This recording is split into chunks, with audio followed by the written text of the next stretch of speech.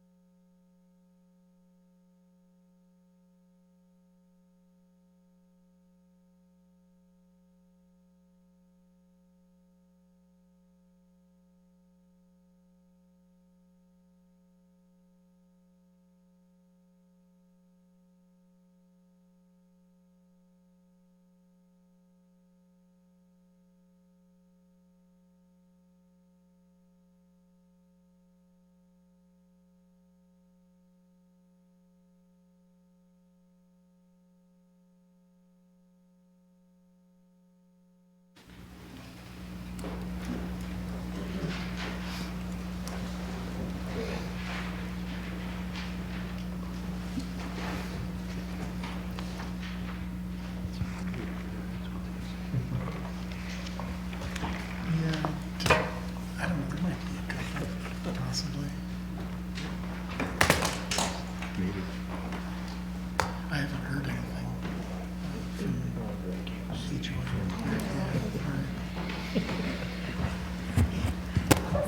But then again,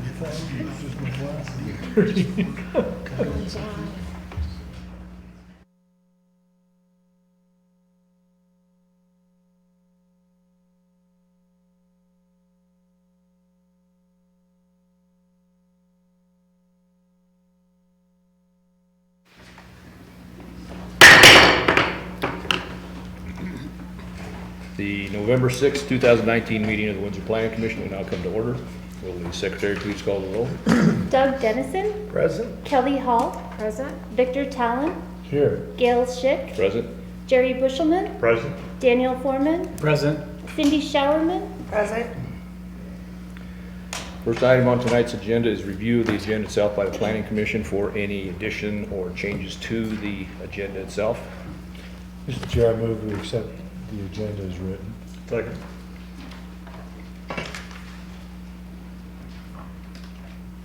It's been moved by Commissioner Talon, seconded by Commissioner Bushelman, that we accept the agenda as presented.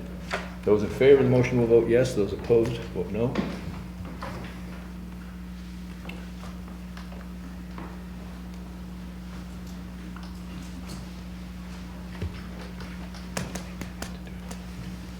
Am I the only one getting a blank screen here?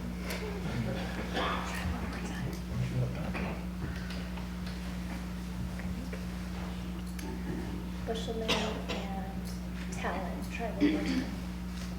Try what? One more time. Bushelman. Bushelman? You're good. Yeah, we're not getting it on our screen. Yeah. The vote count. Okay.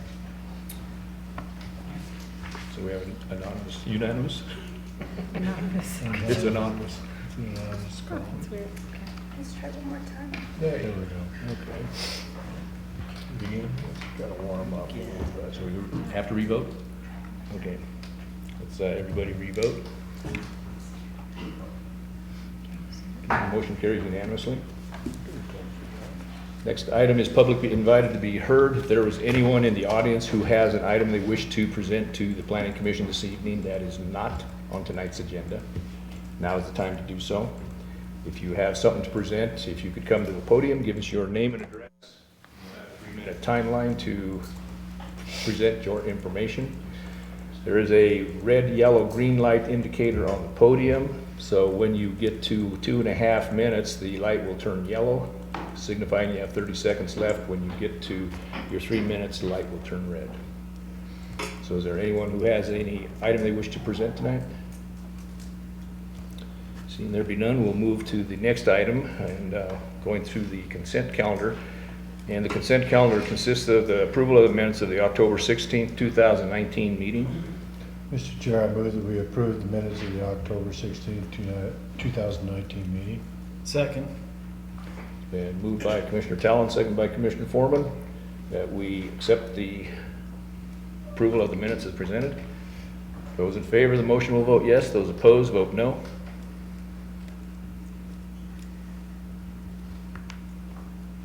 Sherman, Motion carries unanimously.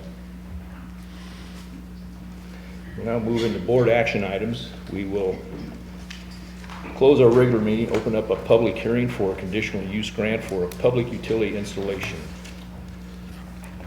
Town Board Liaison, David, you have a statement you wanted to? Thank you, Mr. Chairman. David Zaslowski, member of the Town Board Liaison to the Planning Commission.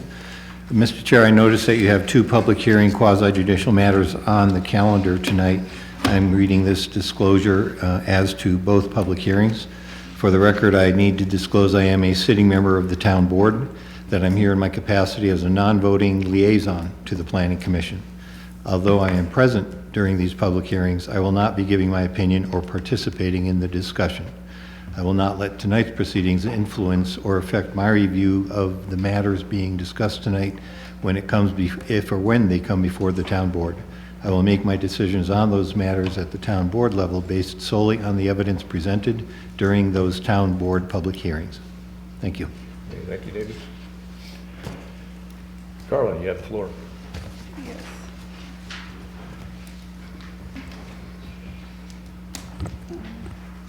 Thank you, Mr. Chair and Commissioners. If you could bear with me here 1 minute. I got an error message pulling up this presentation here, so I'm going to go to the website and pull it up.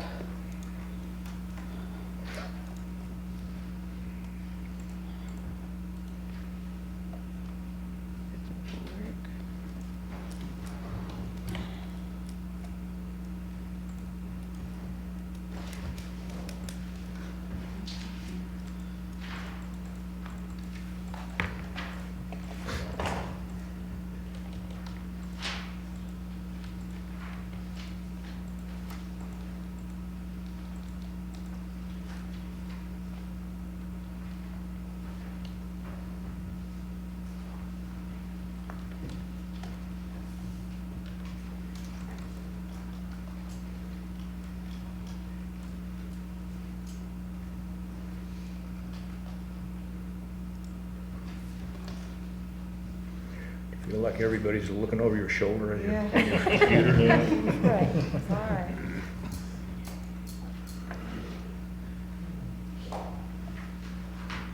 Probably don't have the right version of Windows.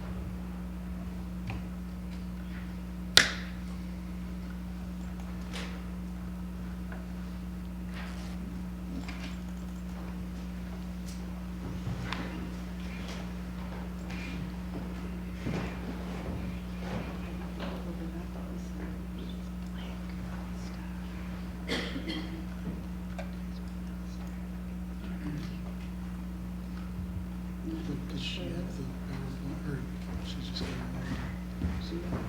on? Wait.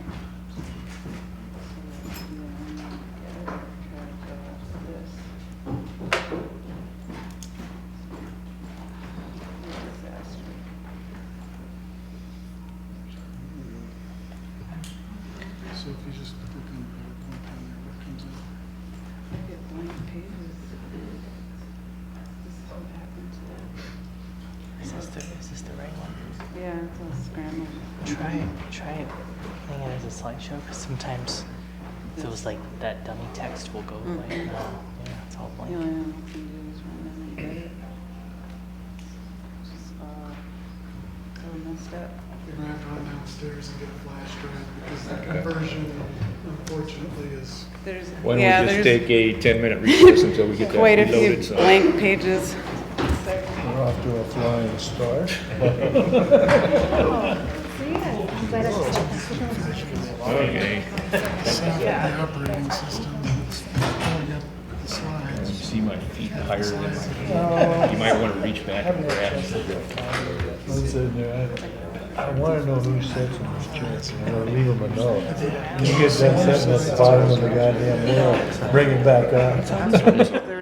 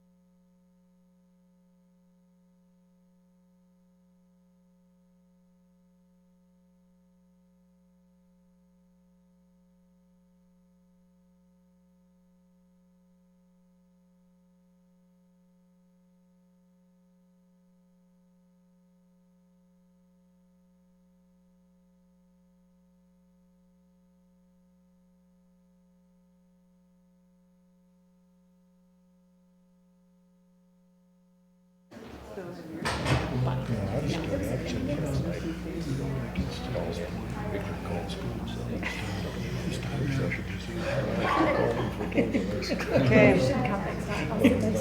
be great.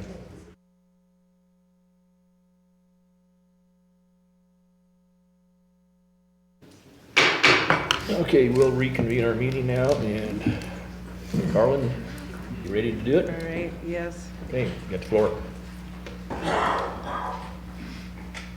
Okay, the item before you is a conditional use grant for the Thornhill Farm 24. This conditional use grant is for a public utility installation, including transmission line and a substation. This conditional use grant was reviewed in accordance with Chapter 16 of the Municipal Code, which outlines the intent and criteria for conditional use grant. A conditional use grant purpose is when there is an application that does not fit in a particular zone district. Public utility is allowed in any zone district with a conditional use grant. The site is located just north of Weld County Road 76 and approximately 1/3 mile east of Weld County Road 13. Back in, February 6th of this year, the Planning Commission reviewed a previous conditional use grant for this facility. The site was located in this area here.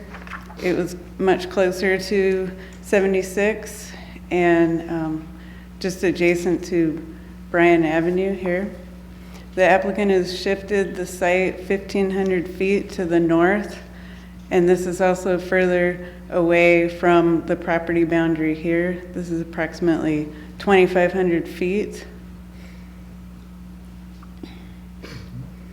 The site is zone residential mixed use.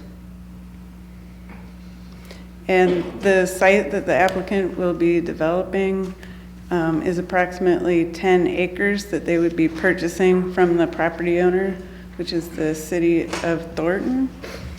They will be developing a 5-acre part within that 10-acre boundary.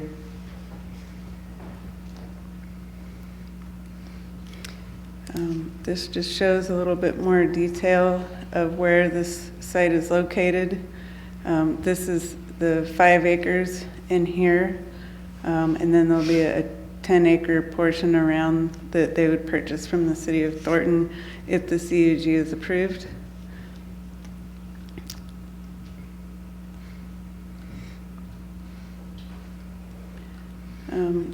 The elevations are the same as the previous application. They're showing the towers from 55 to 70 feet tall. And then the transmission towers will be between 100 and 135 feet in height. There will be ground equipment, all gray, and that will extend to approximately 35 feet in height. And for those that cannot see how long this shows a 600-foot length and then 500 feet width. So since the last application, where there was much public input about the location of the site being too close to residential, the applicant went back to the city of Thornton and looked at a different site, which is shown here. In addition, they've also added landscaping along Weld County Road 76. This will be a 50-foot landscape easement, and it will be maintained by Excel. It'll still be owned by Thornton.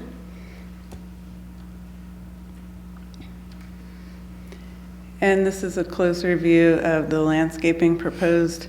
A variety of different trees, evergreens, and deciduous to help screen the facility from residential to the south.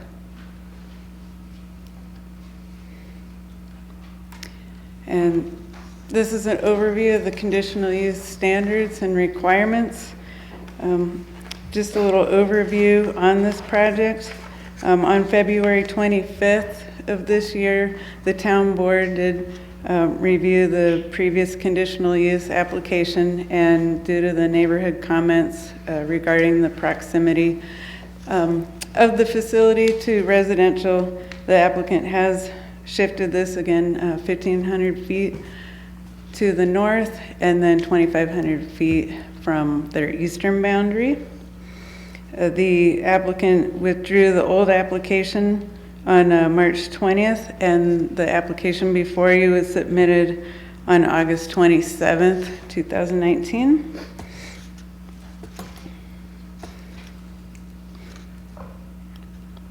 The applicant has addressed the items shown here. Again, trying to reduce as much impact as possible to the existing residents by shifting the site, providing more abundant landscaping for screening, and also moving it away from the wetlands where it was closer to last time.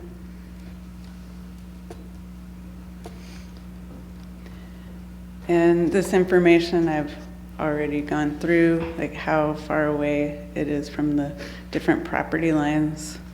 They will have an access drive off of Weld County Road 76. It's approximately 1,300 feet in length, leading to the north.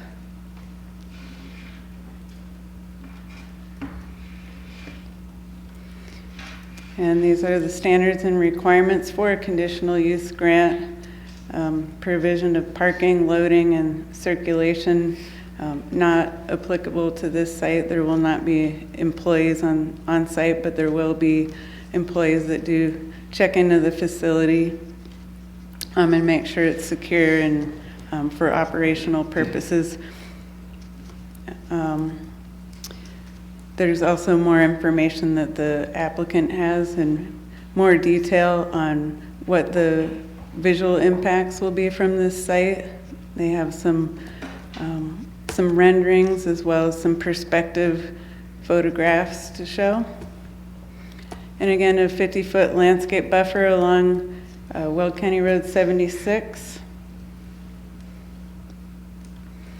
The area shown here in yellow is the area that was notified. This included properties in Weld County, the town of Windsor, as well as Timnath and unincorporated Larimer County. There is not a neighborhood meeting required with a conditional use grant. However, the applicant held a community meeting on July 9th, and that was held at the Fire Station number 1. Staff did attend that meeting. It was well attended, at least, over 50 people at least. The applicant may have a more exact count on that. Notification did occur in accordance with the municipal code as shown here. The town board hearing is scheduled for November 25th. And staff is recommending that the Planning Commission forward to the town board a recommendation of approval with the condition that a site plan including landscaping is reviewed and approved by staff prior to construction of the facility. That's the next step in this process. And then from there, the applicant will also go through an administrative minor subdivision to carve out the 10-acre portion to purchase. And then the second condition, that the applicant obtain all applicable town and state permitting for the facility and for development operations, including an access permit from the town engineering department and 10-foot fence permit for the per the International Building Code requirements.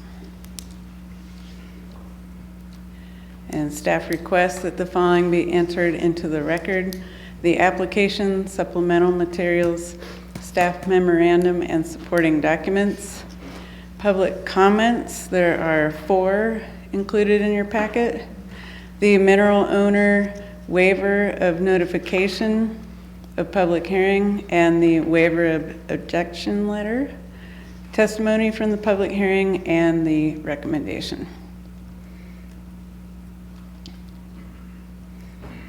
And, Can you back it up to one of the location slides, please? yes.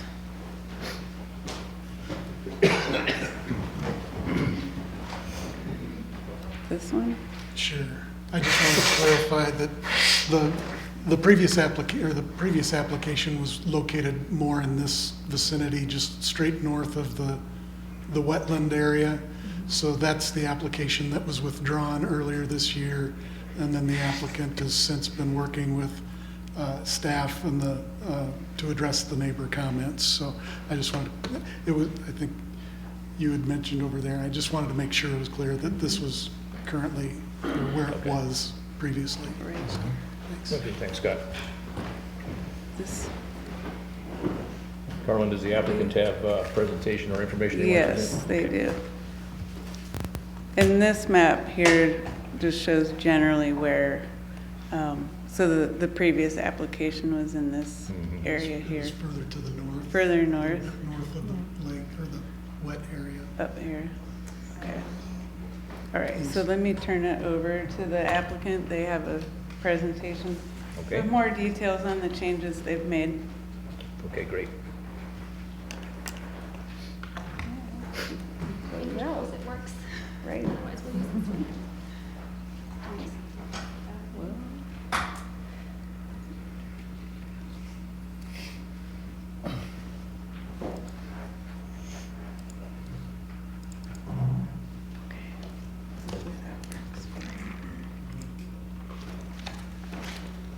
Yours looks good.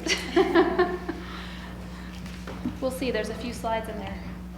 Hopefully we'll be able to get to it all. Thanks again for taking the time this evening. My name is Jennifer Chester. I'm a consultant to Excel, speaking on behalf of the project this evening.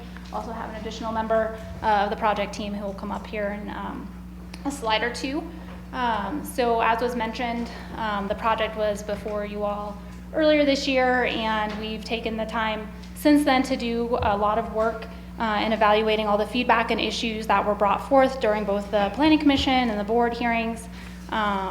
We have been gathering stakeholder input through our community meeting, individual meetings with landowners, and our ongoing conversations with town staff and the landowner as well, which is the city of Thornton. As Carlin mentioned, we submitted a revised CUG application at the end of August, and the rest of the slides here will kind of speak to what we've done to change it, in addition to just moving the location, although I think that hopefully is a big component for everybody in terms of responding to the feedback. So I think Chad will come up and talk through the next few slides on some of the things about why here and how we figure out where to put these things in the first place. Good evening, thank you, Commission. My name is Chad Nickel. I manage our distribution system planning group. We work closely with our siting group to develop the technical need and then where it needs to go from a siting perspective. So, I think when we're siting new substations, probably the most common question we get is, why can't you place it farther away from homes? Put it farther to the east, farther to the north, whatever the case may be. There are the main technical criteria that we look at on our side, and we have some graphics that we can get into some of the more details that'll kind of give you a better feel for what that looks like. But there's really two main technical criteria: is transmission lines. So the transmission systems are the taller structure. It's the higher voltage system that carries energy over long distances, and then the local distribution system. So those are the smaller lines that you'll see just around the community, and they carry power over shorter distances. So those are really the two main considerations that we look at from a technical criteria. From the transmission perspective, how can we limit the transmission lines in terms of the length, and then on the distribution side, there are the technical limits for how long those lines can be, so we can safely provide power to our customers and reliably. And then certainly working closely with our siting team to develop that kind of in coordination with the siting criteria. Very generally, substations do need to be close to the customers and the communities that they are serving. We have substations all over the state. On the distribution side, we have approximately 150 substations that serve a lot of our communities that we have around the state. Generally, as you guys are very familiar with, the town of Windsor and Timnath are some of the fastest communities that we serve across the state of Colorado. Just a lot of growth going on, not only in the state of Colorado, but certainly in these communities. Right now, and we have some illustrations to give you kind of a better feel what it looks like specifically. But we have the 2 substations that are existing that serve this area, Cobb Lake to the north, and then Windsor, which is more kind of in the heart of Windsor. Really kind of the constraint and the need and why we need a new substation in this area is they are reaching their capacity limits. We've had issues with power quality just around the neighborhoods, as I think you guys have probably heard about. And then we have had outages during the summer that have impacted customers just around this area.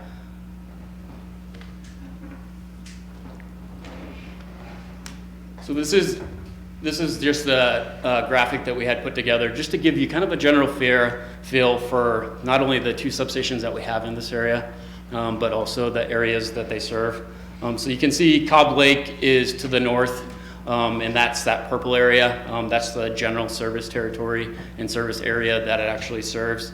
And then the green color is Windsor Substation, and you can see really kind of the general area that it serves. The other kind of notable thing is Poudre Valley REA does serve a pretty significant portion of the community kind of around this area. So that's kind of that lighter gray area. Really kind of the challenge that we've been having around that area, around this area. You can almost see there's almost 3 kind of distinct areas. There's that green area, and then you can almost see the 2 different areas within the purple. A lot of the power quality and outage issues that we've had in that summer are really kind of targeted in that bottom purple area. So to give you kind of a general idea of where the Avery substation is going to serve, that's to the right, that's that graphic on the right. That's the general area that we're going to target, not only for both existing customers, but also new customers.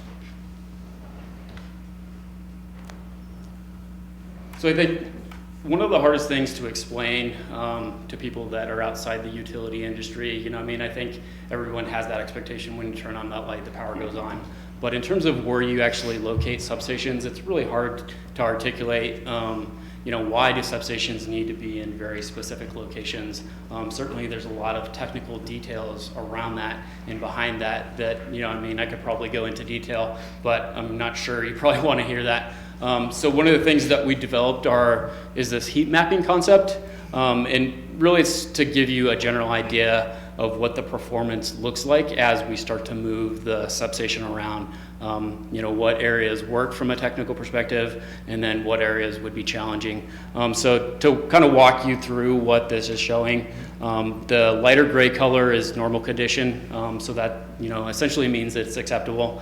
The orangish color means it's starting to get to the edge of that acceptable range, and then the red would be outside that acceptable range. So we modeled 5 different sites really kind of around this area. One on the left is the proposed Avery site. You can see the Weld County site, which is located to the north. You can see the Timnath one, which is located just west of Timnath Reservoir. You can see the Thornton parcel a little bit farther to the north of the site that we're proposing here today. And then the previous considered site, the one that we had withdrawn our application. So you can, it gives you kind of a general perspective what sites work and what sites don't work. From my perspective, a little bit of orange is not necessarily a bad thing. There's never going to be that perfect site from a technical perspective. So the one on the left, it has a little bit of orange there, but that's kind of to be expected. It's kind of that blend between the technical aspects that we evaluate and the siting criteria that we have. But you can see the sites that do have a lot of red there. Those are the sites that wouldn't meet our technical perspective. So I think the other question that we've gotten is, why are some areas experiencing issues and others are not? Let me go back to the area view that shows which substations serve which communities. So if you look at the green area, Windsor substation, right now that serves Roth and Northwest, those 2 communities. But then if you look at the purple area, that serves Harmony and Ridge. So some of the outages and power quality issues that we had this past summer, were out of that Cobb Lake substation. We didn't have the same issues out of our Windsor substation, but what we've been doing kind of on our end to try to balance that is we have been kind of moving the system back and forth. However, the area is very constrained, so we do have kind of a limited capability on exactly what we can do. For the communities that haven't had issues this past summer, certainly that risk continues to grow as the community continues to grow. So, just because you didn't see issues last summer doesn't mean it's not going to happen before we in-service Avery substation. Certainly on our side, we do our best to try to provide our customers safe and reliable power. But, this area is becoming very constrained, so it is becoming challenging. Who's going to benefit from the project? How I tend to look at things is, this doesn't benefit specific communities, specific neighborhoods. This is about kind of the greater community. It's going to provide benefits to neighborhoods that are right next to the substation. It's going to provide benefits to the entire community of Windsor, Severance, Timnath. It's really about kind of the broader community. When we design our system, we don't design it around jurisdictional boundaries. We design it to provide safe and reliable power to all our customers. Some of the other benefits is it does provide resiliency. One of the things that we plan on our system is for those major type events when there's major storms, major flooding and things like that. And certainly we do have some risks today, but adding this additional substation will help mitigate some of those risks. So I'll pause there and hand it back over to Jen. I'll be a little less technical, so when the technical questions come, Chad can come back up and visit with everybody again. So one of the things that came up previously was, again, the why here, and specifically, I think, related to that prior substation location directly across from the Roth neighborhood, adjacent to that berm. So what we've been doing since then is looked at the entire Thornton property. It's 288 acres. A question was asked previously, can you move it north? So we looked at that. We also looked at, could we move it west and northwest and northeast, and where could we move it that might be a different location and have some better benefits to it. While we were doing that and looking around the site, we had to look at a lot of different things. While Chad talked about technical criteria here, these are our siting technical criteria, the existing land use, the future land use, the wetlands, the wildlife, view sheds, proximity to homes, and still factor in all those technical things. So as a result of doing that, we identified what we called the west site previously and a rotated east site. Those were two sites that we shared with the public in July, and then ultimately selected the one that we're here to talk about in more detail today. So as we look at the Thornton 288 acres, those boxes represent potential site movement locations that we evaluated, and the green being our current proposed site, the red being those that we considered but didn't really carry forward. Some of them moved it much closer to homes, some of those sites moved it closer to the road. Some we had concerns about impacts to the agricultural operations, including the irrigation ditches, and others yet had potential wetland and wildlife concerns associated with them that we didn't want to carry those forward. As been mentioned, we did hold a community meeting in July. That was the fourth project public open house to date. We invited 1,700 community members from the surrounding area to participate and join us at that public meeting. We had 18 technical staff representatives there to try and address and gather input from the community. We had 42 folks sign in. Some of those are people who maybe had one person sign in, but there were multiple individuals with them. We've also made contact with quite a few 75 plus businesses and had those individual meetings. We've continued to update the community throughout all of the revisions to the project through the website, including the 2 sites and the public meeting notifications, and then we did send out a notification when we opted to move the west site forward for permitting consideration. So we've tried to be really transparent and forthcoming with everybody as we've moved through the last few months. So the feedback on 2 site options in that July meeting that we asked for, we did an interactive exercise, we collected comments.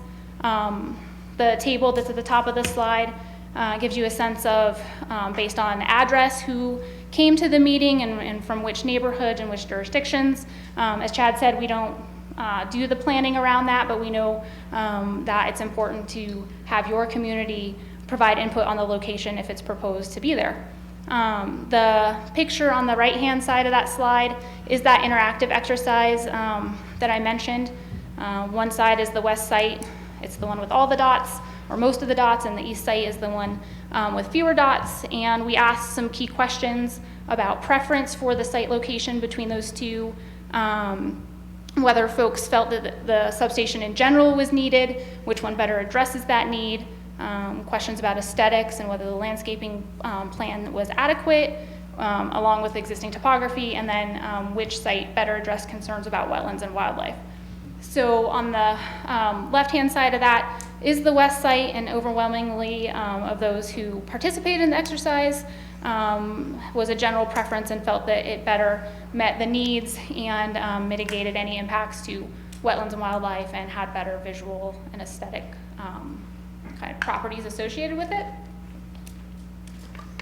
So the west site in more detail, as Carlin said, it's moved, it's further away. It's over a quarter mile from the nearest subdivision boundary. That nearest subdivision boundary is to the south. It would be the Ridge neighborhood or the Ridge at Harmony. It sits in the middle of the site, so it's kind of more centralized than the prior location. It's over half a mile away from some of the other subdivisions, which we just couldn't move it any further in some directions. We did work with the city of Thornton as the landowner to factor in how the access drive and distribution feeders would exit that site. They are proposed to align with Bryan Avenue to the south in the event that that would be a future developed road, so that that kind of all hopefully lines up in that future development plan.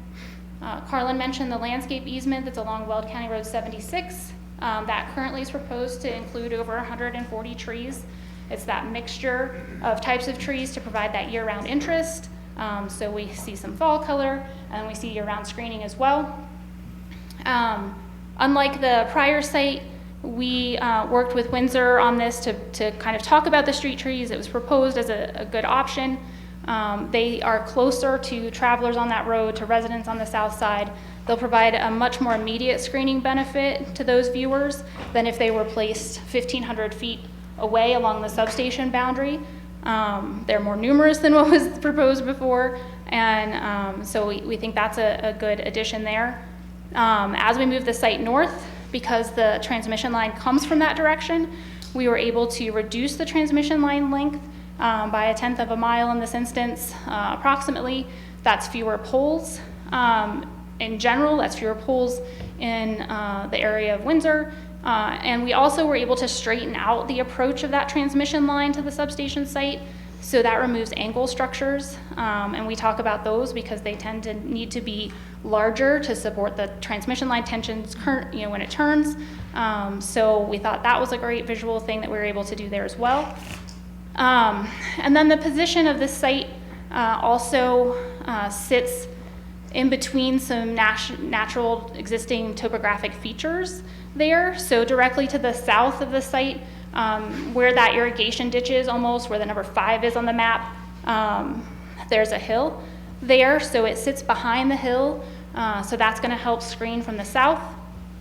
The distance for the other directions is a major factor. And then for neighborhoods to the east, it sits lower and isn't kind of in the prime view there. So we'll see more of that when we go through the photo simulations that we have prepared for this evening. And the numbers on this map correspond to those photo sim locations if we need to reference back to this. So from a very specific visual mitigation standpoint, I've already mentioned kind of the distance being set further back helps us out there. It's going to appear as a smaller facility because of that distance. The topography that I just mentioned provides some screening. The existing distribution line that runs along the north side of Weld County Road 76 will be undergrouted from Bryan Avenue West. It'll be moved into the distribution feeder area when the project is constructed. We also looked at whether a wall would be of benefit here. We know that came up before. It always comes up on substation projects. And in this instance, at 1,500 plus feet, that wall didn't really provide as much screening benefit as those trees being closer to the road. And in addition, a tall, solid wall seemed a little inconsistent with what's out there right now.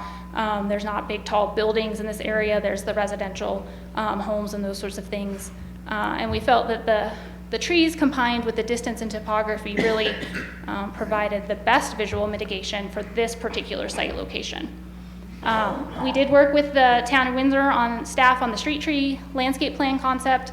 That is becoming more favorable in these instances, I think, in a lot of different areas, as my experience tells me, because we are able to provide trees much closer, and so they appear to block more than if they're much further away.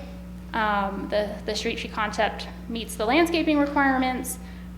We'll see when we look at the simulations that it matches some of the existing landscaping already there in the newer and existing residential developments. And so from a plan view perspective, just to walk through this and then we'll get to the good part, which is the simulations, I think. So we talked about, I mentioned mature vegetation, and so that exists certainly in the longer standing neighborhoods, Roth to the kind of southeast of the site, Northwest Estates to the east.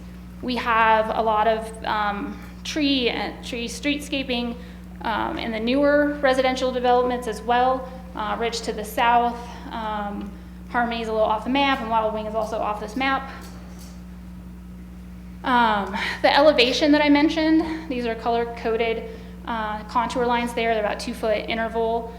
So the lowest portion of the site sits where the substation is proposed generally, and then the elevation changes very significantly to the berm area over there to the east, and then there you can see kind of the hill at that irrigation ditch. Makes sense. They use those to irrigate the field, and so the water needs to flow off of that to do that. So that's a benefit. And then there is some existing vegetation also kind of where that center one is associated with that pond and the house and barn and such that are there. This highlights the landscape easement that extends from County Road 13, Latham Parkway, to the east to Bryan Avenue. And then it's a less consistent stretch moving to the east to account for the wetlands there. So it would go from the access drive up to that wetland, skip the wetland because there's existing vegetation there and we don't want to disturb that, and then pick back up and go a little further east. That orange line there highlights the portion of the existing distribution line that's proposed to be undergrounded as part of this project as well. So we have the distribution feeder easement proposed in that area. While that construction's occurring, we can bring that line in underground also.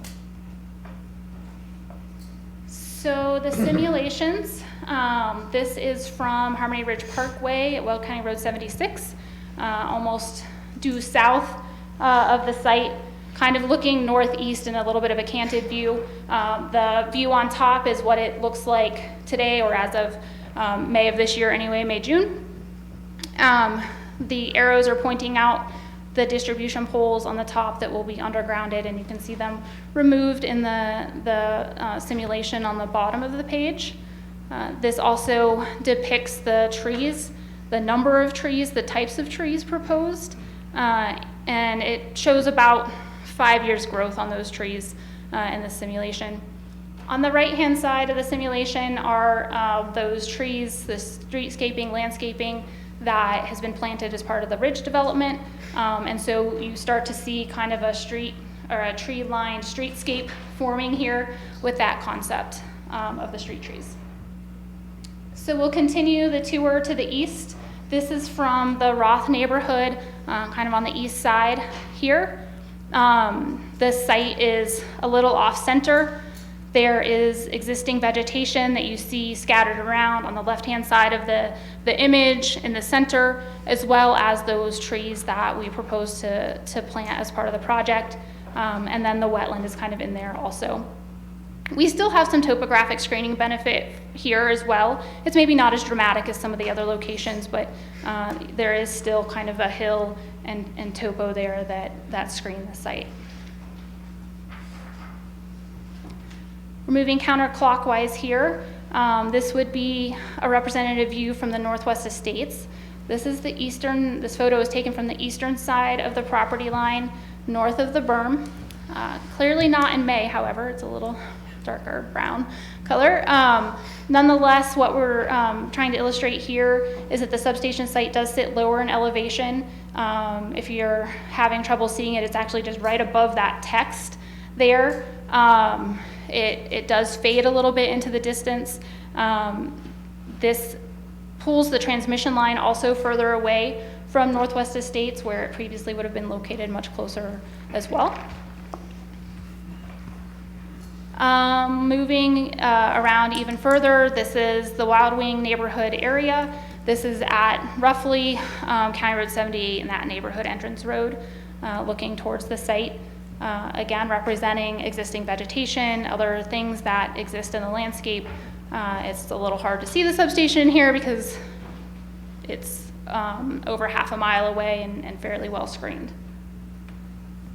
This is a little further south, near the Timnath Reservoir along the same road, Well County Road 13 and Latham Parkway.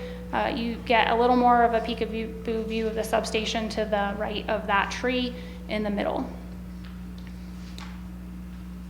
And then this is the Harmony neighborhood to the west of Ridge, quite a fair distance away here. It's challenging to pick out any of the substation facilities at that distance with other things that exist out there, including the overhead distribution lines. So I think this echoes what was in the staff report and what you've seen previously. The property was annexed into Windsor in May of 2018. That's how we all end up here in front of you with this particular substation site. The IGA developed at that time spoke of a substation potentially here. It was determined to be residential mixed-use zoning, and as Carlin said, that makes this a conditional use or a conditional approval in that zone district. We've made significant revisions to the site location and site design based on everybody's feedback, and hope that everybody sees that as a large improvement. We certainly do, which is why we brought it back in front of you again with the application. And we think it meets all the applicable code standards and requirements for that approval. For us, the next steps, hopefully, are the CUD approval. As Carlin said, we do need to subdivide those 10 acres out and complete the site plan applications to get approval on all the detailed landscaping plans and everything else. We'd like to begin construction on the project spring of 2020. As Chad explained, it's definitely needed in this area. We're anxious to get there and continue to bring that safe, reliable electricity to Windsor that everybody expects. Of course, that's pending permit approval, so we'll put the fine print there. And then the goal will be to in-service the substation in spring of 2021, if that schedule kind of plays out, to provide that service to the community. That's the end of my scripted information. Do you all want to entertain questions at this point, if there are any? Well, we will take questions from the public since this is the public hearing portion of the process. Okay. So thank you for your information. That was one of the longer presentations that I've sat through. So. And I usually speak fast, so. Okay, is there anybody in the audience has any questions or comments pertaining to this agenda item? And if you do, raise your hand and I'll come to the podium, give us your name and address, and you got a 3-minute time limit. My name's Mike Mitchell. I live at 6771 Stevens Street. That's the Roth subdivision in Windsor.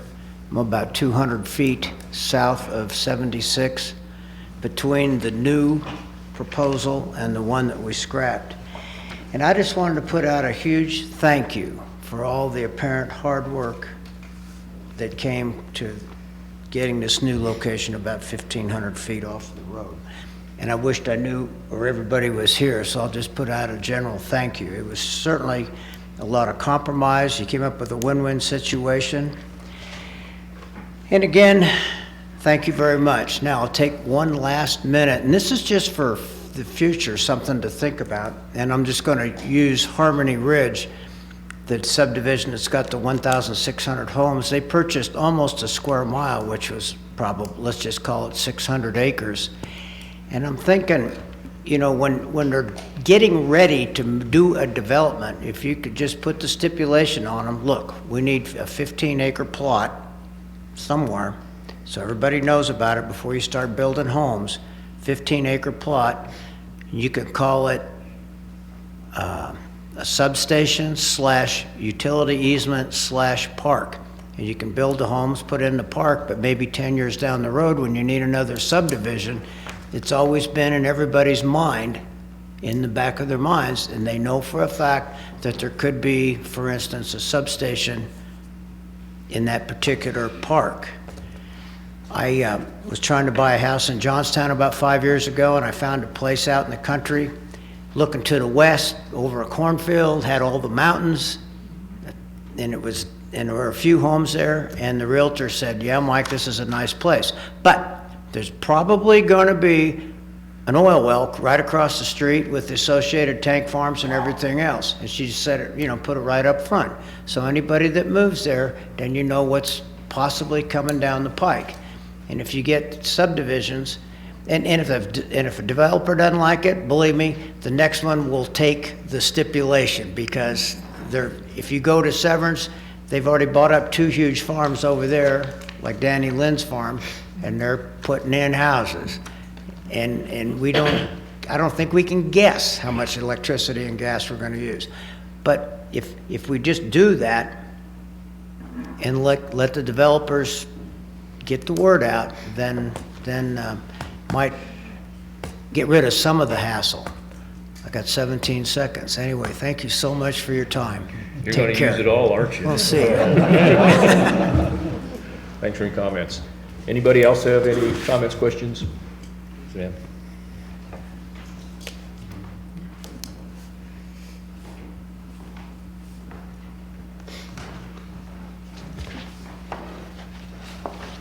Good evening, Commissioners. I'm Marcia Mayetta, 6711 Stevens Street, Ross Subdivision, Windsor.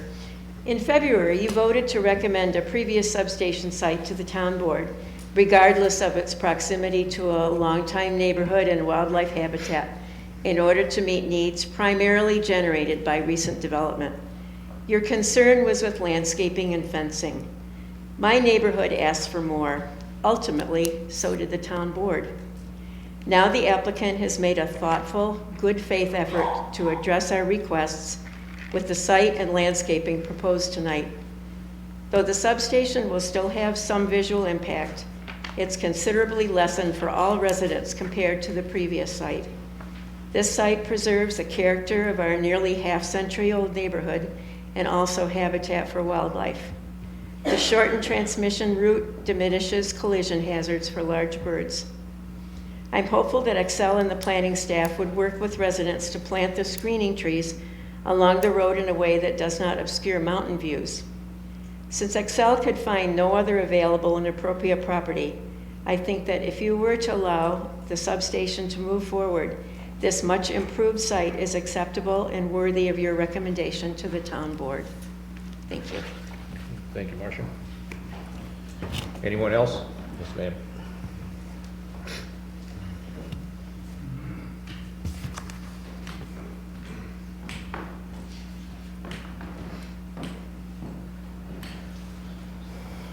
Hello, Ruth Conley, 5890 Chantry Drive, Windsor. I attended the February meeting for a different purpose, and I was open to that Avery was creating a substation and looking at those properties. At that meeting, it was very powerful that the speakers presented evidence of large amounts of migratory birds flying from the Timnath Reservoir to the Timnath Lake to the reservoir, Windsor Reservoir. I keep hearing about wildlife that is protected. Birds fly 600 feet. We know that magnetic fields drop at 800 feet. We know that the migratory birds are still an issue. And I have a big concern that is the environment really being looked at?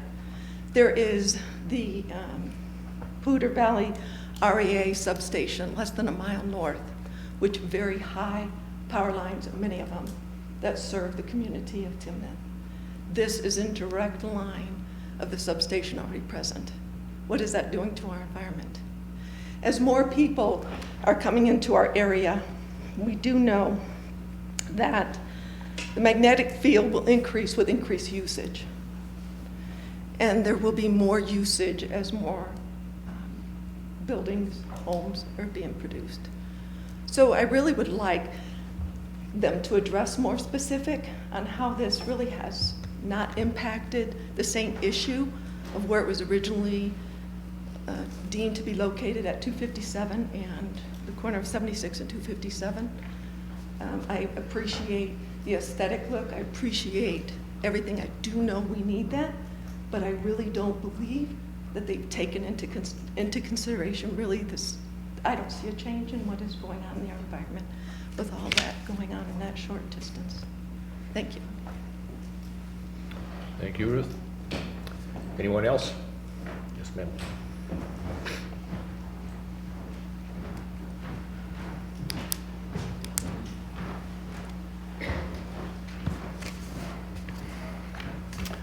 Good evening. My name is Rosalind Leoto, 36933 County Road 15, Windsor. First, I would like to thank the town of Windsor for listening to concerns of the residents in the area and asking Excel to work with Thornton to find an alternative site. And we'd also like to thank Excel for working with Thornton and moving the substation away from directly across from Ross subdivision. And we prefer the west site instead of the east site. We think it's a good compromise between all of the subdivisions and unincorporated areas of Weld and Larimer counties. And the west site does not impact the wetlands or irrigation ditches and will involve fewer bends in the overhead distribution lines. And it is nice to have vegetative screening of the substation. However, we are concerned that with over 140 trees proposed on the north side of County Road 76, that the nice views of the mountains and Timnath Reservoir to the northwest may be compromised along 76. One option is to thin the trees out just some on the western side of the substation so that the views to the mountains and reservoirs are not compromised. Some of those trees could be placed closer to the substation for screening. And we'd also like to suggest that you consider taking the entities of Timnath, Severance, Windsor, Thornton, and Excel and form some type of intergovernmental agreement to help fund a bike pedestrian trail under any overhead transmission lines to connect with planned trails in the area and the Harmony Ridge Parkway. It could be similar to the Power Trail in Fort Collins.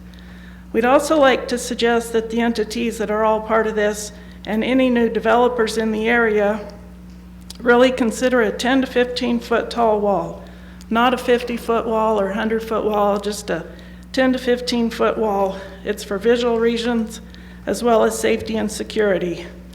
I have some handouts here I can give you that are examples of Timberline and Prospect that has a wall and vegetation.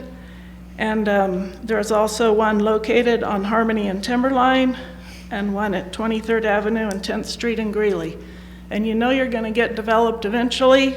I'm not sure what the status of the Severance Buffalo Creek subdivision is, but in the long run, you know you're going to get development in there. So it seems like you could go ahead and build a wall now instead of trying to come in later and do it. And just in closing, we'd like to ask you to be mindful of the views to the mountains and Timnath Reservoir. And just one last thing, right before I left home, on this graphic, I'm wondering why the landscape easement is wider to the west and it's narrower by the wetlands. It's not consistent. I don't know if it's an oversight or what, so if in the question time, so I could give, that's one for you. And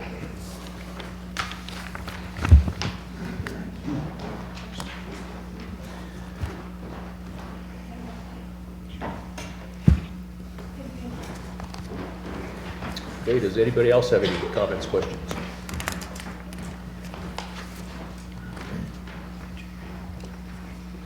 Move to close public hearing.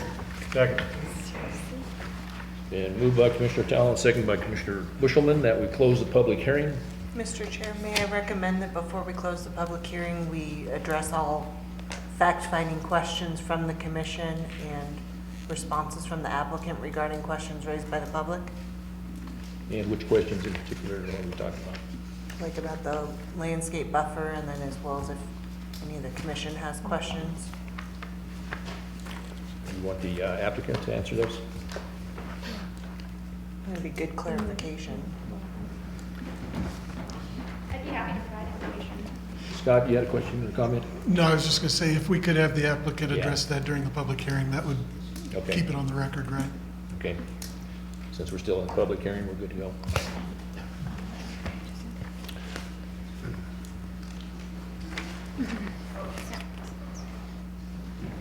Okay, so I can go in reverse order, maybe, since we have this handout in front of us. The difference in the easements to the west of the access drive and east are related to the distribution feeder easement. So the landscape easement is proposed to be the same 50 feet width, north-south, on either side of the access drive. The difference in the drawing being that south of the landscape easement, west of kind of the access drive, Bryan Avenue, is a 50-foot distribution feeder easement. That's where the underground feeders will go, and that's where the existing distribution line will be placed underground as well. So we have a 50-foot underground distribution feeder easement. Landscaping can't be placed on top of that, so we have to offset it to the north. There are no distribution feeders proposed to head east, so it just stacks up next to the road. Did that explanation make sense? I know I was talking with my hands a lot. Okay.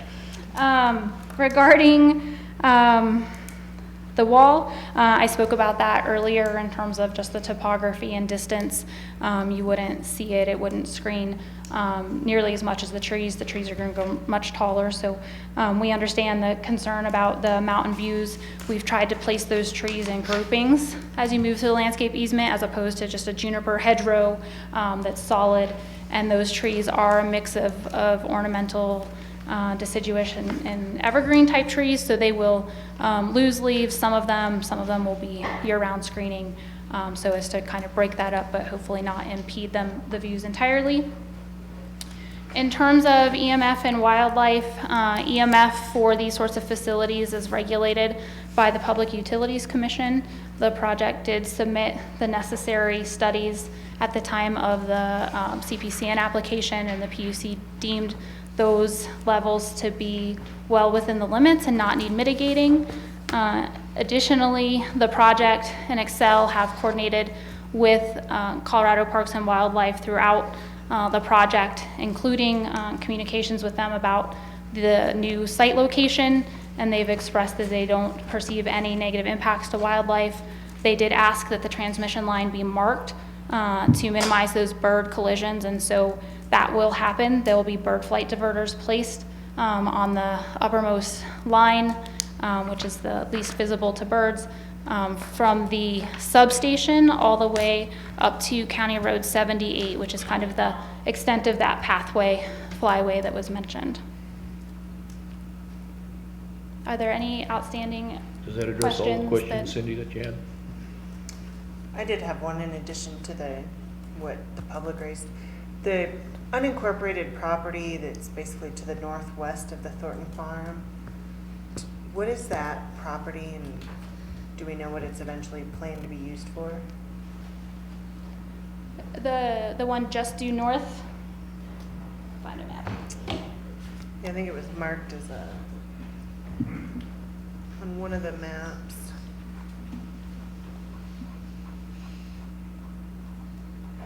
I don't know if this shows us enough of it. Maybe we'll go back to the other one with the transmission line. I don't know if does this one get us far enough away. This is Severance jurisdictional land, is my understanding. They annexed that in at some point in the recent past. So this is Severance, this is Windsor, and then this gets into unincorporated. Weld, is that the area you're referring to? Yeah, in looking at the proximity of that site to the land, to the property to the northwest of the site. So the severance portion maybe is what this kind of triangle.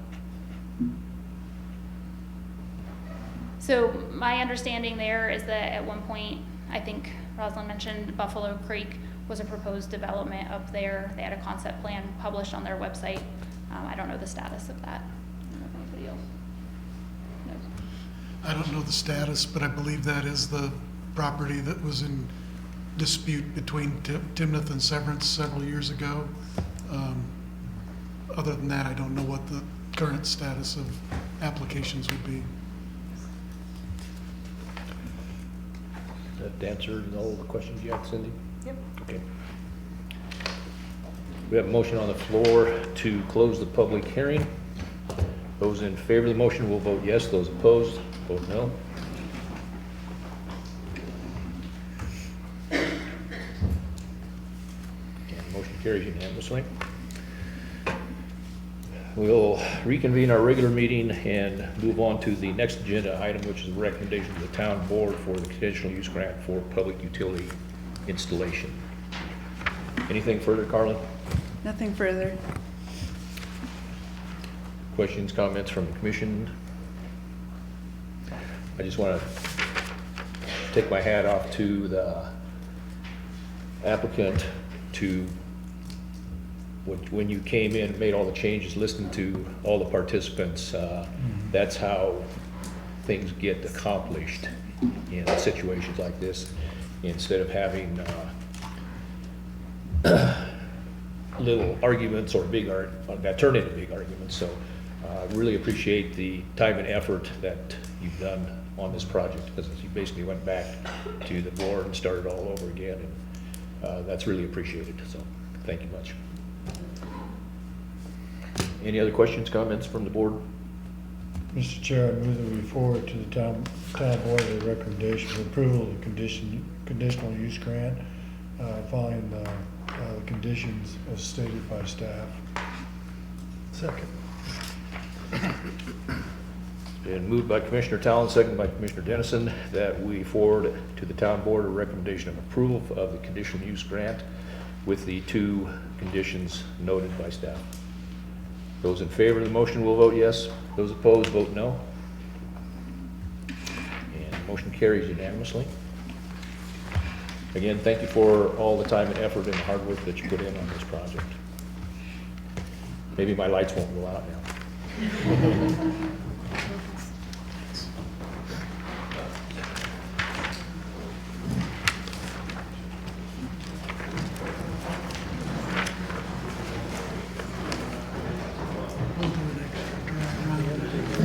Okay, we're going to take about a 3-minute recess.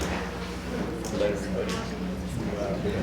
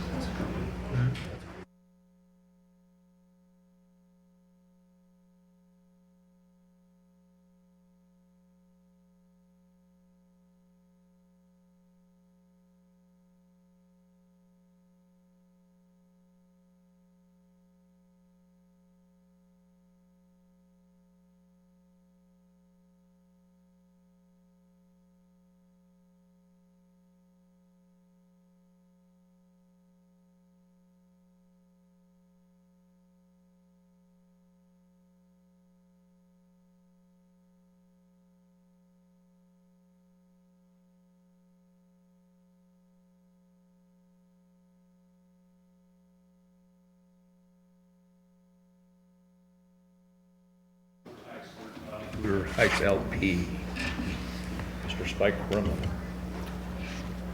Paul, you have the floor.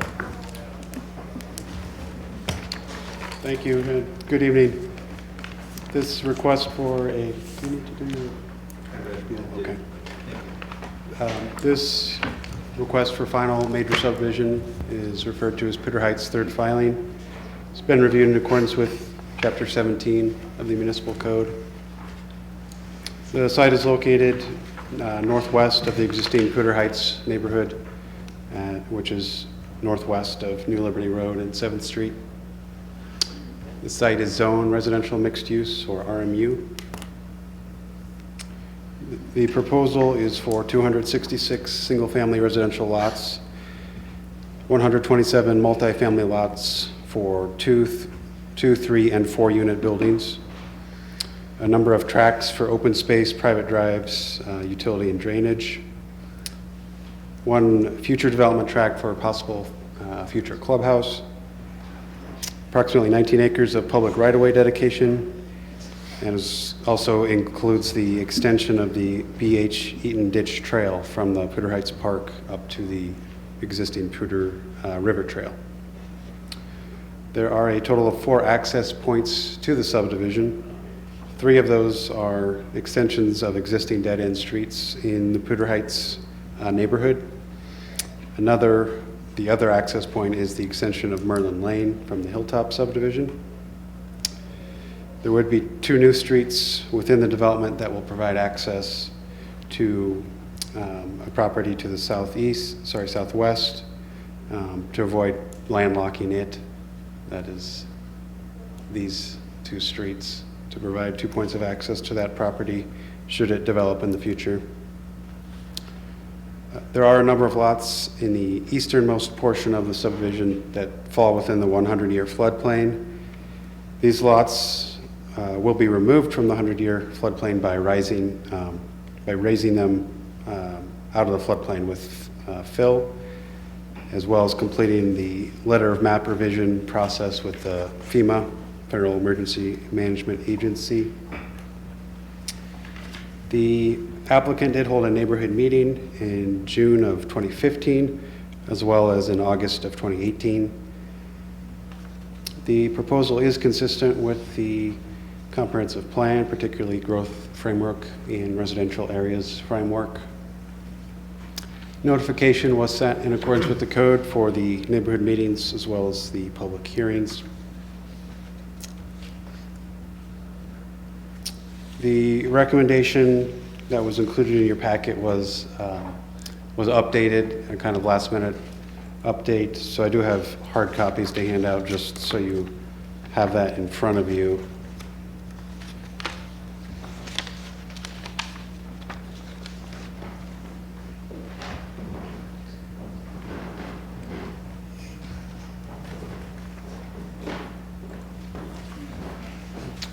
And the recommendation from staff is that Planning Commission forward to Town Board a recommendation of approval of the final major subdivision as presented, subject to the following conditions. Number 1, the applicant shall contribute 71% of the cost towards construction of a traffic signal at the intersection of River Place Drive and 7th Street, with the town paying the remaining 29%. Number 2, all remaining Planning Commission and staff comments shall be addressed. Staff requests the following be entered into the record: application, supplemental materials, staff memo, supporting documents, testimony from the public hearing, as well as the recommendation. The municipal code does outline considerations for approval of subdivision, such as compliance with the comprehensive plan, no undue burden on utility systems or community facilities, avoiding undue health or safety risks, and a number of other considerations which the application has met. I do want to note the applicant is present, and that concludes my presentation. I do have a couple of questions. You said there were some lots on the east side that are in the floodplain. How many lots are we talking about? I don't know an exact number. The applicant might have a better handle on that, as he's been dealing with that issue. Yeah, if we could get that answer from the applicant, that'd be great.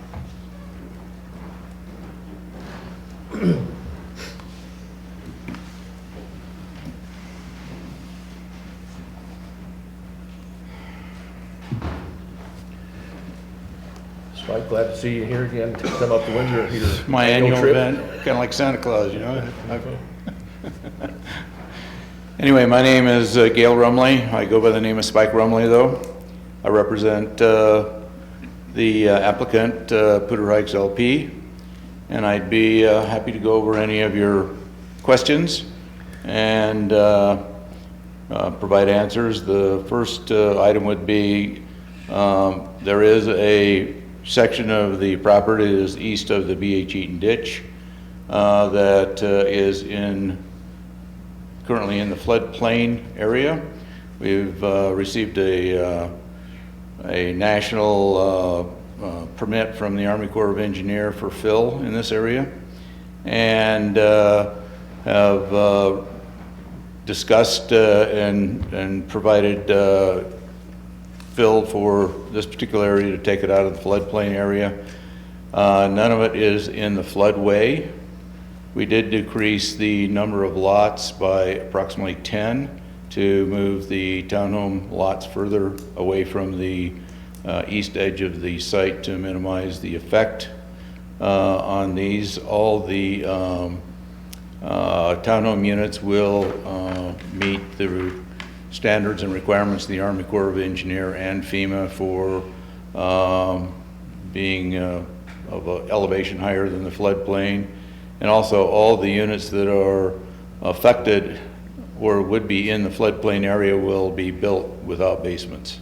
So there will be slab on grade buildings and no crawl spaces, no basements that could be flooded or affected. Approximately how many lots was that was in the floodplain? Approximately 127 or thereabouts. And they're typically the townhome lots. Okay.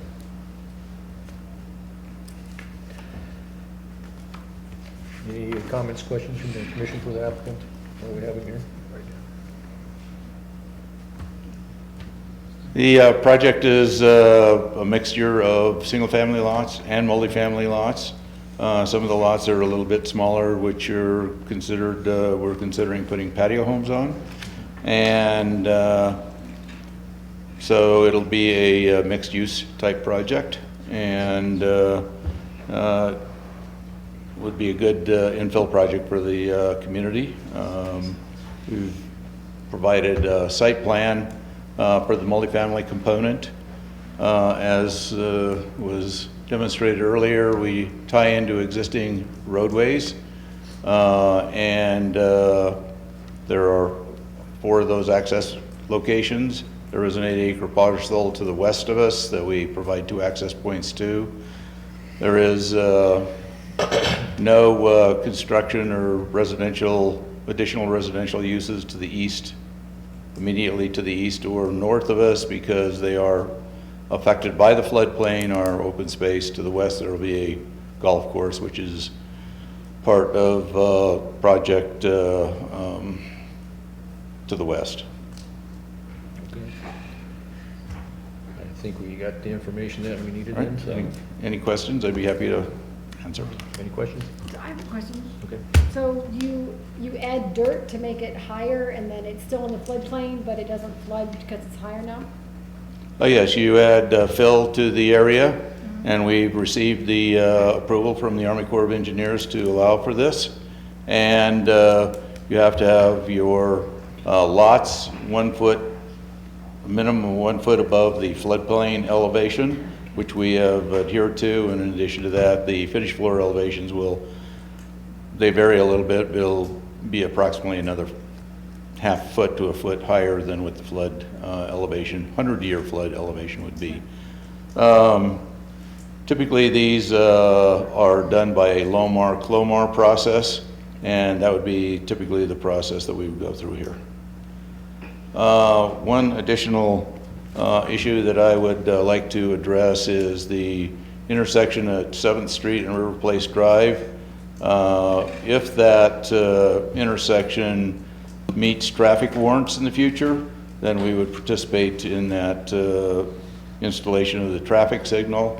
If it does not meet warrants, then it would not be necessary. Mr. Chair, if I could clarify.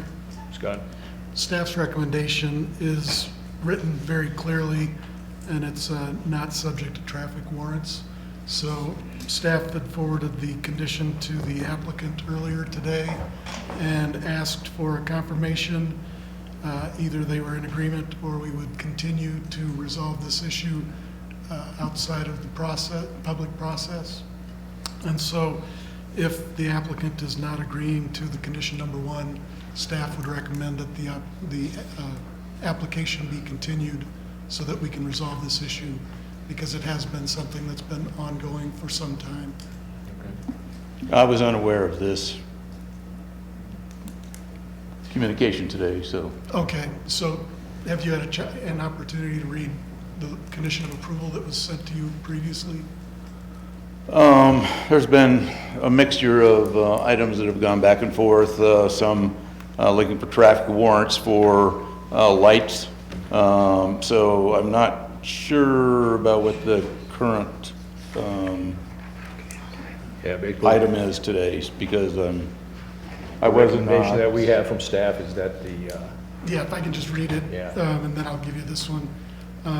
But the recommendation that was forwarded earlier stated that the applicant shall contribute 71% of the cost towards construction of a traffic signal at the intersection of River Place Drive and 7th Street, with the town paying the remaining 29%. And that's the language that was sent. I believe you sent a separate email back to Paul, but it didn't confirm your agreement with this. As long as that intersection meets traffic warrants, which is normal, I'm sorry. installation of a. Mr. Chair, I would just ask that we continue the application so that we can continue this conversation, because it doesn't. Well, I sound mean, like I don't have a Marcus problem with, if a traffic light's necessary there, then we'll participate in that. yeah, but the way it's stated here is that you will contribute. And I was unaware of that till Yeah, today. it sounds like that discussion needs to be, But we will agree to that this evening. we'll basically have to push this out to a future meeting until that issue is taken care of. Well, if Mr. Rumley is agreeing to this exact language, and you can read that, then we can move forward if the planning commission feels as though it's appropriate. But that is something that's been discussed at length, and it needs to be clarified tonight or continue. I'll agree to it. Okay. Okay, since this is the public hearing portion of the process, is there anybody in the audience who has any questions, comments pertaining to this? Yes, sir.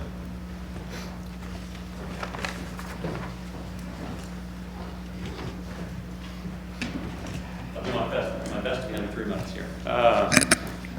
Good evening, everybody. My name is Michael Payne. I'm a resident of the town of Windsor. I live at 1763 Merlin Lane in the portion of Hilltop Estates that's adjacent to, but currently not connected to, Poudre Heights 3rd. I purchased my home in Hilltop Estates 2 years ago because of the peace and quiet in the neighborhood and the large open lots. The characteristics of my neighborhood are made possible by its zoning as E1 under Windsor's Town Code. I'm here to voice an objection only to one aspect of this application, specifically the object. I object to the proposed connection of Merlin Lane to Poudre Heights 3rd subdivision, which is zoned RMU, or will be. I'm going to ask the Planning Commission to require the applicant to revise its application to delete this connection and then forward a recommendation of approval of the revised application to the Windsor Town Board. Section 16.1.10 of the Town Code states in part that the zoning regulations contained in Chapter 16 are to promote health, safety, and general welfare, lessen congestion in the streets, secure safety from dangers, prevent undue concentration of population, and preserve the value of buildings. Section 16.14.10 of the code states it's the intent of the estate residential or E1 district in part to create a semi-rural environment and to permit the keeping of certain large domestic animals. Section 16.24.10 of the code states in part it's the intent of the RMU district to provide for the development of mixed land uses and encourage the creation of a desirable mix of residential dwelling classifications which are compatible with, complementary to, and located on the same parcel as common recreational uses, open spaces, and commercial and light industrial uses. The connection of Hilltop to Poudre Heights by way of Merlin Lane will fundamentally change the character of Hilltop Estates by effectively eliminating the semi-rural nature of Hilltop Estates. For all intents and purposes, it'll change our zoning from E1 to RMU, from semi-rural to one of greater density. Our neighborhood will go from one of 20 lots to one of 266 single-family lots and 127 multifamily lots. And based on the RMU zoning in Poudre Heights Third, if the applicant or a successor one day successfully applies for an amendment of the subdivision plan, our neighborhood could be opened up to commercial and light industrial traffic. And that's to say nothing of the fact that the traffic in and out of an RMU neighborhood through an E1 neighborhood is incompatible with the keeping of large domestic animals. Such connection flies in the face of the purpose of the town zoning regulations as stated in 16.110 because they fail to promote the health, safety, and welfare of a Hilltop Estates residents. It increases the congestion of the streets in Hilltop Estates, which are already in existence, as opposed to yet to be constructed streets. It invites dangers into Hilltop Estates, and it very likely diminishes the value of existing buildings in Hilltop Estates, since the increased traffic will diminish third-party interest in purchasing homes in that neighborhood. While I understand the town's land use plan indicates that due to the town's growing population, E1 zoning forward will be limited, but it does exist today, and the residents of Hilltop Estates purchase their homes in reliance on that zoning. Therefore, this zoning can't be ignored or dismissed. Section 16.410 of the code describes a residential E2 district as one that will be served by community facilities that use urban level services and improvements. Clearly, that zoning is intended to serve as a buffer between E1 and uses such as RMU. And if Hilltop Estates were zoned E2, that'd be appropriate, but it's not. May I have leave to continue, sir? We can, go ahead. All right. The developer If you can do it within a minute. All right, the developer can still develop Poudre Heights Third without connecting this development to Merlin. There's 2 existing points of ingress and egress currently, Green River and River Place. They're legally sufficient. There's precedence for developing a neighborhood in Windsor of similar size with only 2 points of ingress and egress, and that's Water Valley North, which has just as many homes as this will have it build out. Furthermore, even assuming this development required more than 2 points, the town should require the developer to prove there are no other means of gaining an access point other than through Merlin. And from the staff's own materials, there's a possibility of 2 additional streets. One of the connections could be that oil and gas road that currently serves the Merlin pad, if they could get that dedicated to the town. In closing, I'm all for residential real estate development and for letting Poudre Heights LP build their houses there. After all, I'm a real estate attorney, but I'm also for preserving the character of, and the nature of my neighborhood and the town standing by its precedent and its zoning regulations. So I'm going to request that you all only approve this application subject to this revision that I'm suggesting. Thank you. Michael, let me ask you a question. Did Yes, you sir. attend any of the neighborhood meetings? What's that? Did you attend any of the neighborhood meetings for this? Well, I bought the house 2 years ago, and I was out of town at your meeting you had a couple years ago. I did get a letter in the mail a couple days ago about this one, about this meeting tonight. So that would be why I didn't attend the meetings before. So. Okay, thank you for your Yeah. comments. Anybody else? All right, thanks. And I will also say, sorry, because of the notice, right, so 500 feet requirement, you have to give notice. The size of the lots in my neighborhood said, you live in far enough, you didn't even get notice because the lots are far enough apart. Understood. If I may clarify that, we did send it to the Metro District for distribution as well.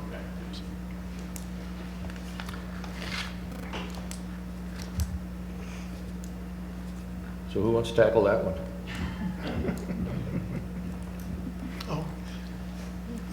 I guess I can just clarify that when Hilltop Estates was platted, it was platted with Merlin Lane intended to connect to the Poudre Heights property. And in fact, if you go out there today, Merlin Lane is stubbed into the Poudre Heights property. So it's been an intended access point for ever since the Hilltop Estates subdivision was platted. So before any of the neighbors moved in there, it was an intended connection. So I just, for the record. That's a pertinent piece of information to know. Thank you. Any other questions, comments from the audience? Yes, sir.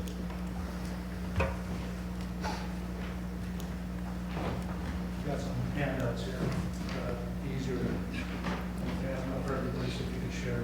Okay. Easier to understand what I'm talking about, I think.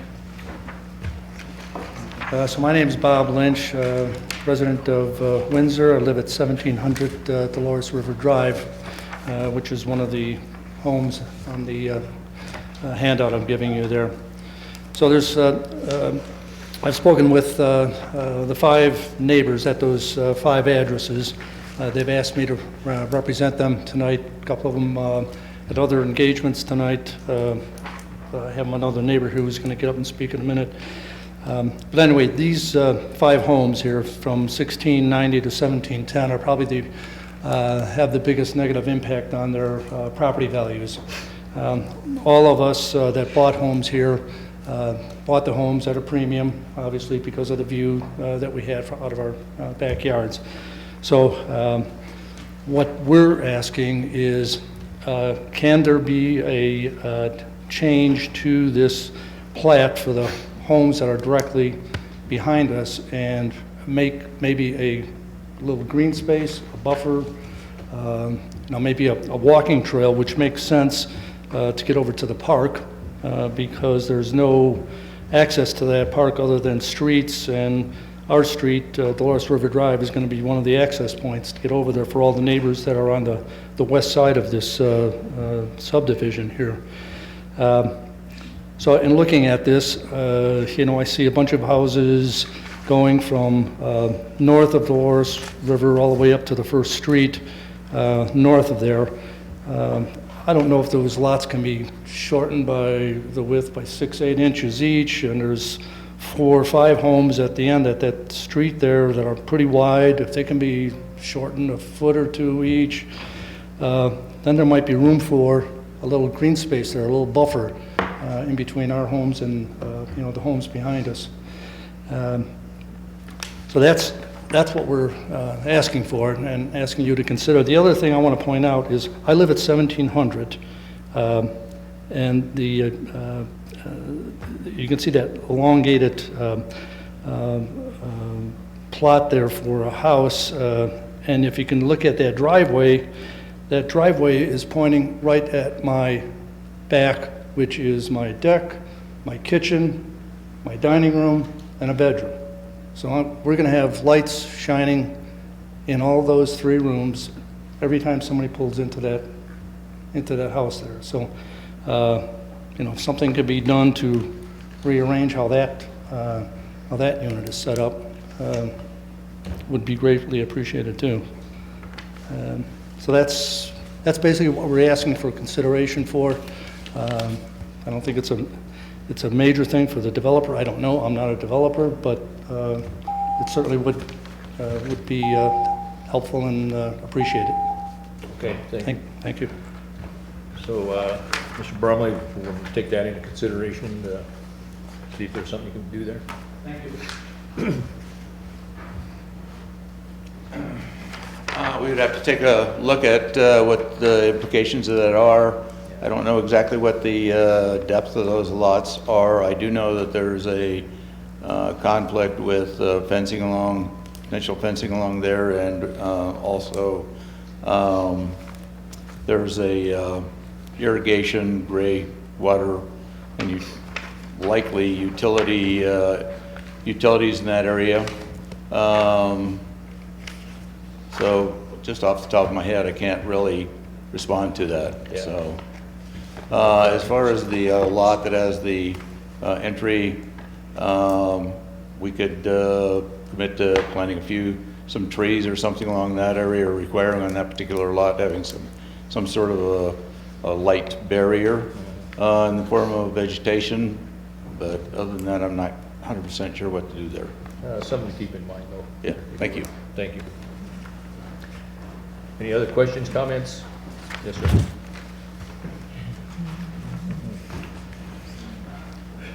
Yeah, good evening. My name is Ted Johnson, 1363 Barnell Court. Kind of want to just reiterate a little bit with what Mr. Payne had alluded to relative to the access in the E1 zoning there in Hilltop Estates. I don't know, it does look like we have 4 ingress egress points. I don't know if the possibility would exist to make Merlin Lane possibly just even emergency access only, but that street continue as a thoroughfare, most likely probably turn into a racetrack. So that's really sort of have the same concerns with the estate zoning, maybe that's an option, I don't know, but, you know, we're not opposed to the development by any means, just wanted some consideration on that front. Thank you. Okay, thank you. Any other comments? Yes, sir.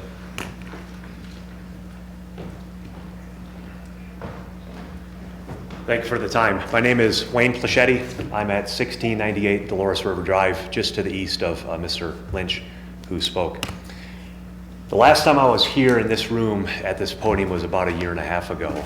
And I was here with my daughter at the time, 10 years of age, and she was awarded a life-saving award.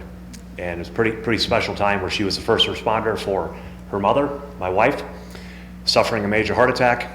And God willing, her life was saved, in great part by the exceptional first-time responsiveness of our EMTs and the swift access that they made into the neighborhood, into our home to come.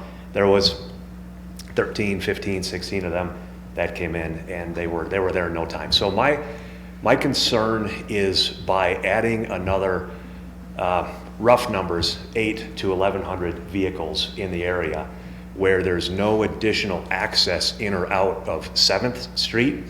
All of the accesses connect within the neighborhood, but there's no additional access in and out of 7th Street. That there's currently quite a bit of congestion in the morning, so I don't believe a traffic signal is going to be acceptable. A roundabout would be the minimum as far as that one access point in and out to keep the traffic flowing, but also consideration for another access potentially to the north along 7th Street for all of those homes. Just rough averages, 2 to 3 vehicles per home is 800 to 1,100 vehicles in that area, kind of at a choke point coming out of 7th Street. So thank you for your consideration of that request out of the safety of all the residents that are currently there, as well as the additional ones that we're looking at. Just the last point, I was here back in 2015 roughly for one of the planning meetings, and the request that Mr. Lynch raised regarding some buffer space, some green space, a walking path, was a request that was raised there. I'm surprised to not see that in this plan, so I would certainly echo and support that request for some buffer between those homes along Dolores River Drive and the subdivision. So thank you for your consideration. Thank you. Any other comments, questions?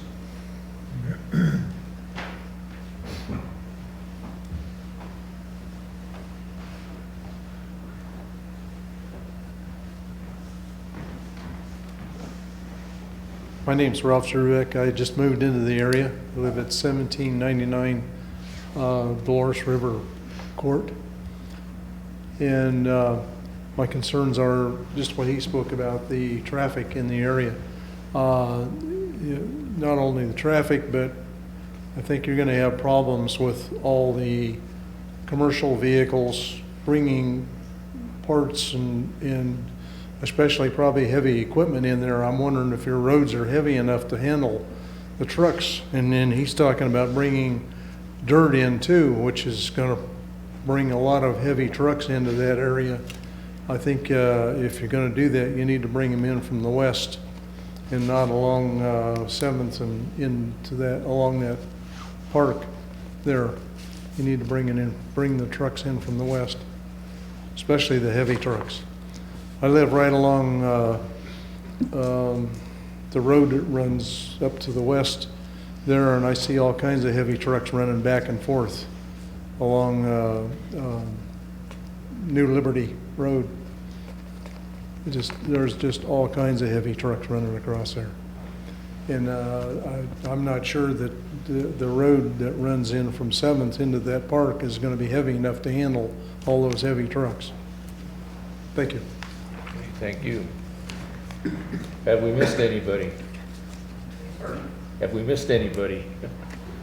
Any other comments, questions?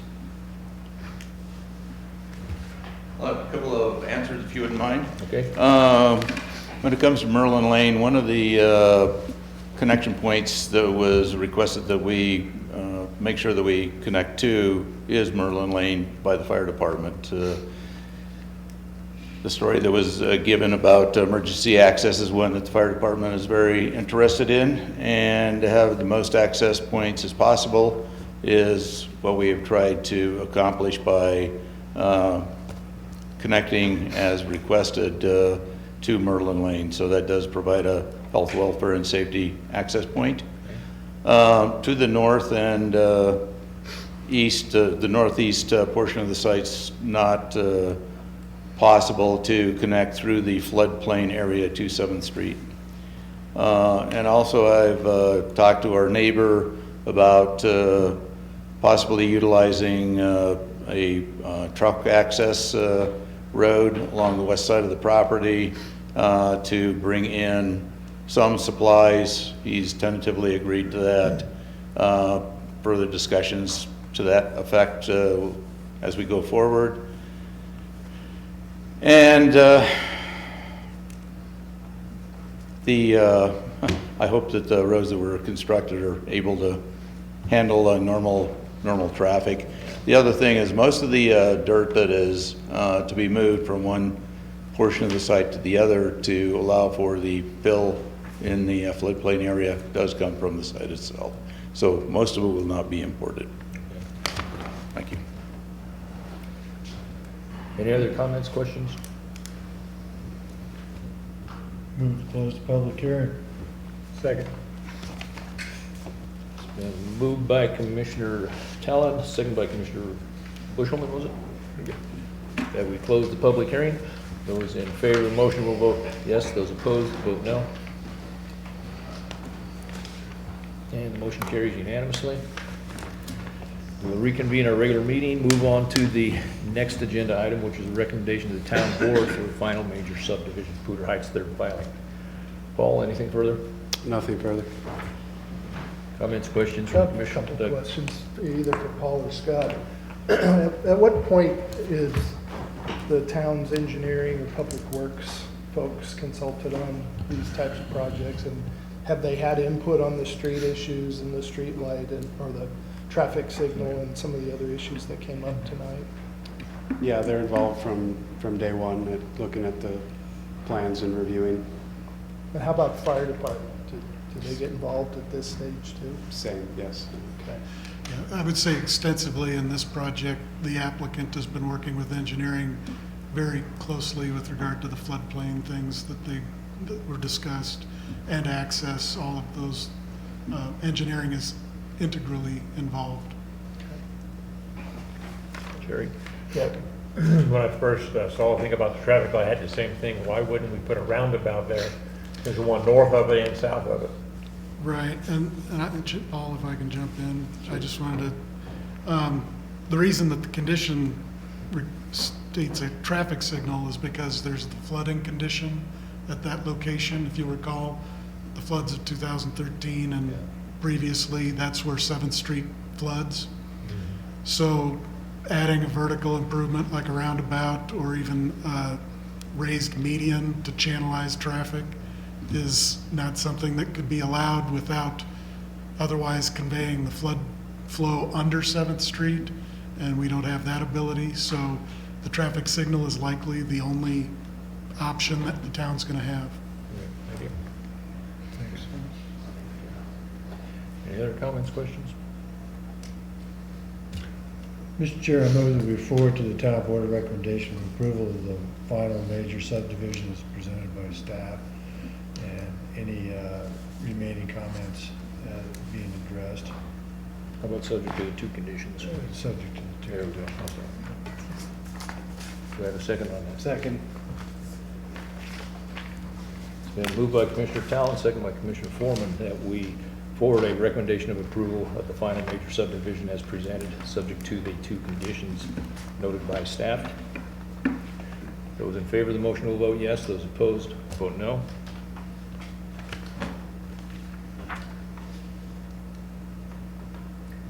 And the motion carries unanimously. Okay, moving on to the next item, which is a recommendation of the town board final site plan, Poudre Heights, third filing. Paul, you still got the floor. This final site plan has been viewed in accordance with Chapter 17 of the Municipal Code. Again, this is the Poudre Heights third filing site. with RMU zoning, residential mixed use. The RMU does allow for a mixture of dwelling types, including townhomes and multifamily, which is what's proposed this evening. There are a total of 127 townhome lots being proposed, along with HOA maintained open space. The lots are the buildings are a mixture of 2, 3, and 4 unit buildings. Access is provided from private drives. There are 2-car garages for each unit, 20 off-street guest parking spaces, as well as adjacent public parking on public streets such as River Place Drive. The building architecture features maximum height of 28 feet. They are generally 2-story buildings that include 1-story elements as well. They use pitched roofs with varied roof lines. The primary finished materials are brick and stone veneer, fiber cement lap siding, hardboard wood siding with stucco finish. Each unit does have a small yard included with it. There are a number of different elevation options. Not going to dwell on any one of them, as they are all fairly consistent in their design architecture. The proposal is in conformance with the comprehensive plan, particularly the growth framework and residential areas framework. Staff recommends the Planning Commission forward to Town Board a recommendation of approval of the final site plan as presented, subject to all remaining Planning Commission and staff comments being addressed. Staff requests the following be entered into the record: application and supplemental materials, staff memo, supporting documents, and recommendation. The approval criteria, in general, the land use is consistent with the comprehensive plan and the RMU zone district. The final site plan does meet the intent and purpose of the site plan standards. It is consistent with the preliminary site plan. The multifamily residential does meet the standards for lot area, open space, livable open area, parking requirements, and other applicable requirements.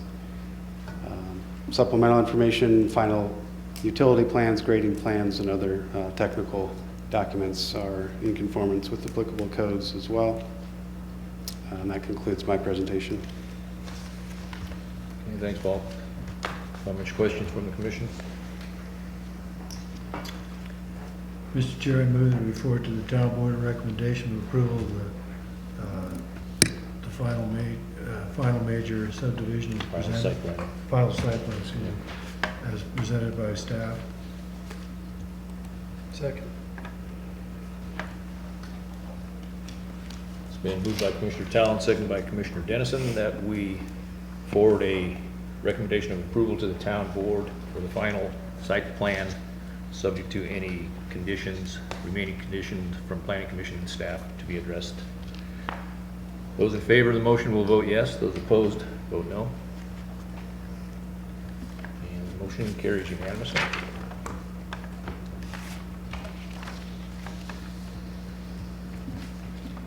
Communication from Planning Commission. Cindy. No communications. Mr. Foreman. No communications. Jerry. Nothing tonight. Mr. Talon. No communications, sir. Ms. Hall. Nothing. Nada? Okay. Nothing. Town Board Liaison Communication. David. Nothing to report, sir. Thank you. Communications from staff. Paul? Harlan? Scott? Just one that Mr. Kozlowski just reminded me of, that I will be at the Coffee with the Mayor on the 16th, so a week from Saturday, and the topic will be the Transportation Master Plan. So if you're interested, I'll see you there. At 7:30 a.m. Yeah, right. With free coffee. Yeah. Yeah. Right. I'll be on my second job, but. What was that date again, Scott? What was that date again? The 16th. At Coffee House 29. Move to adjourn. That's my biggest We are adjourned. College game day off. All right, we just get to work. Yeah. Thanks, Scott.